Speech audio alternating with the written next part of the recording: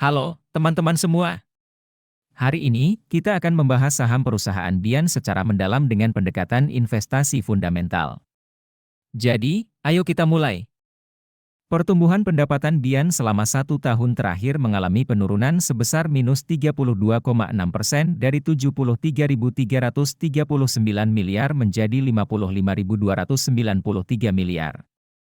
Namun, jika kita melihat rata-rata, CAGR, historis selama 5 tahun, pertumbuhan pendapatan perusahaan ini cukup baik, yaitu sebesar 17,9%.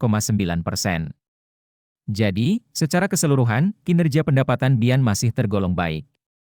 Laba bersih Bian juga mengalami penurunan selama 1 tahun terakhir, yaitu sebesar minus 81,7% dari 35.887 miliar menjadi 19.755 miliar. Tetapi, jika kita melihat rata-rata, CAGR, historis selama 5 tahun, laba bersih perusahaan ini tumbuh dengan baik, yaitu sebesar 21,1%. Ini menunjukkan bahwa Bian masih memiliki kemampuan untuk menghasilkan laba yang cukup baik.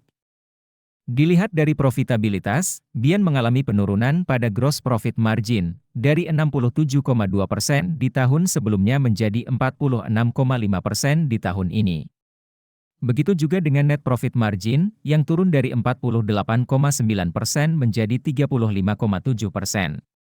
Ini menandakan bahwa profitabilitas perusahaan mengalami penurunan dibandingkan tahun sebelumnya. Posisi Bian berdasarkan return on asset, ROA, dan return on equity, ROE, juga cukup baik. ROA tahun lalu sebesar 55,2% dan turun menjadi 36,0% tahun ini.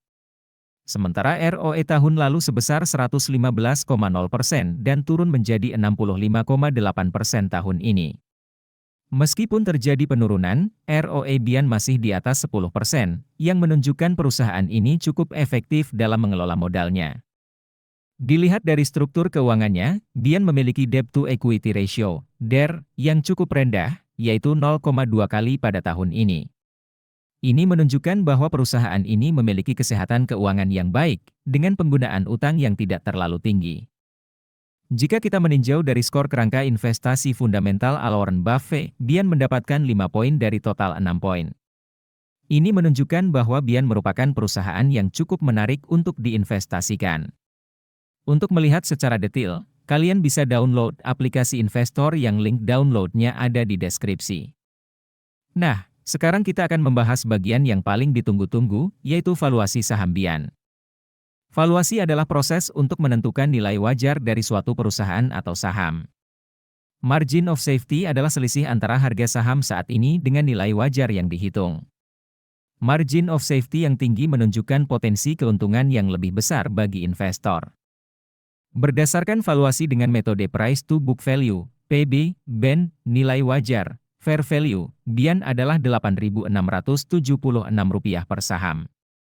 Sementara harga saham saat ini berada di Rp18.950 per saham. Artinya, margin of safety Bian saat ini adalah minus 118,4%, menunjukkan saham Bian saat ini overvalued.